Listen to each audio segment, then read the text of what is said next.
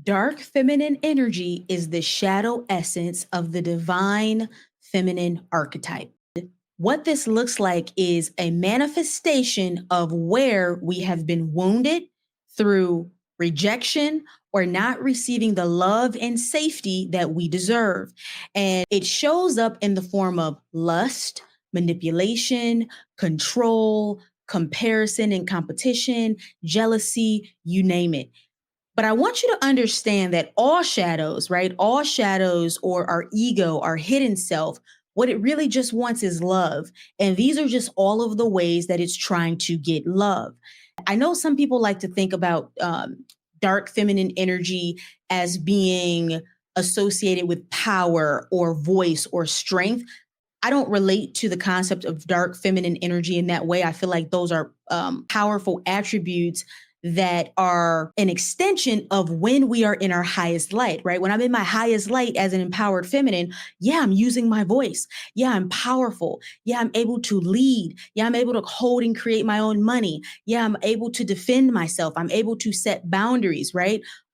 Those are not dark qualities. So we're talking about the shadow. We're talking about the ego. We're talking about the part of you that's trying to do something to get something because you don't believe that you already have it. What's difficult about recognizing your own dark feminine energy is that it requires honesty and it requires being truthful. So I want to do something right now. I want you to ask yourself a few shadow work questions here. Where am I trying to manipulate the outcome? That's just your wounded energy. The manipulation is a sign that you don't believe in the abundance, the protection, and the presence of divine source. So because you don't believe that, you have to do something to try to get your needs met.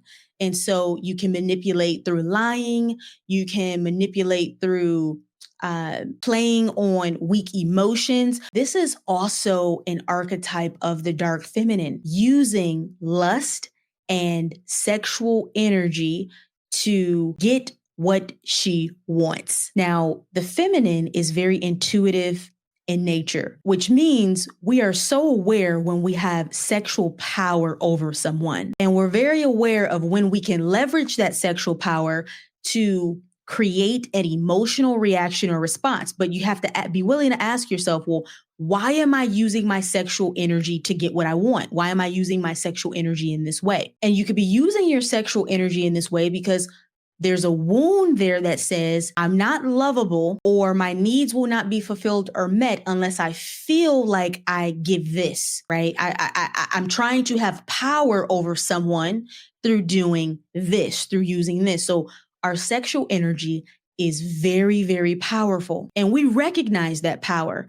When you're using it as a means to hurt someone or hold power over them, you're operating in your dark feminine energy.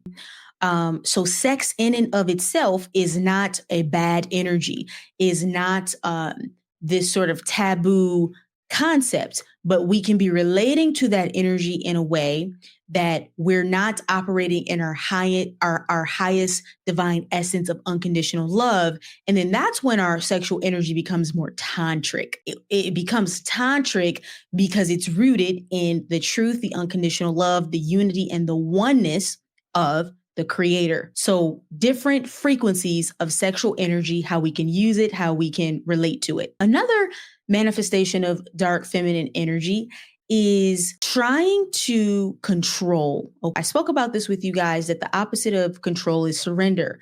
And surrender happens through trusting the creator, knowing that you're loved, that you can trust that your needs will be met, that this outcome that you desire will happen, that source in the universe is divinely protecting you. But if you don't believe that, your masculine energy can step forward to protect you. Your more primal energy can step forward to protect you. So you feel the need to control people, situations, and circumstances around you. That's one of our shadow feminine qualities. When we feel the need to control. Now, when we're controlling, it can also be because we're trying to save ourselves from some sort of embarrassment or shame, right? If I can control this person, let's say you're in a relationship with someone and you're trying to control how they look, how they dress, how they show up. You're doing that because you don't want them to embarrass you. And because you don't want them to embarrass you, you're trying to overly dominate or insert yourself in their individualism, which would be a shadow aspect. Because when we're operating from our hearts, we accept everyone as they are. And we also are not attached to needing people to be or do something for us to feel whole and complete. Now, this other shadow feminine manifestation of energy is when we are in competition. And what this looks like in the feminine collective is there's this deep program and conditioning to compete for desirability, meaning we can see the lens of our worth and value through the masculine gaze. Are we desirable? Are we likable? And so, because that's been so implanted in our psyche, we can feel that we are in competition with other women, right? You have to be the best looking, you have to be the best dressed, you have to have some sort of hierarchy over other women, because then that makes you the most desirable, right? And if you're the most desirable, then you have the attention or the validation or the approval of a man or just masculine energy. And so if you're operating in this dark feminine energy, what I want you to do is recognize that the partner or the people that are a vibrational match to you exclusively and are for you, so your true soulmate energy, cannot be threatened or taken away from another woman. Doesn't matter how beautiful, it doesn't matter how attractive, it doesn't matter how sexy, magnetic, whatever. This is all based on frequency. So understand that energies harmonize based on frequency, and there's enough for all of us to get exactly what we want and be celebrated for exactly who we are, our unique individuality. This other principle is through shame. So whenever we hold shame towards ourselves about something that we've either done or said or didn't do, we're not allowing ourselves to one, forgive ourselves, but also allow the creator to unconditionally love us through those actions. So the creator wants to unconditionally love you through all of your actions, even the ones that you might consider to be dark, negative, low vibrational. The creator is just saying, I love you unconditionally, and I understand why you have done that, right? You've done that out of an unawareness, out of not fully remembering who you are or having a piece of information. So the forgiveness is already built into the experience. Really, for source, there's nothing to forgive. So a dark or shadow aspect, and this really applies to men and women, but women really tend to struggle with the energy of shame more because of all of the ideas that have been projected onto us in terms of what makes a good woman, what makes a good mother, what makes a good, an attractive or desirable or valuable woman.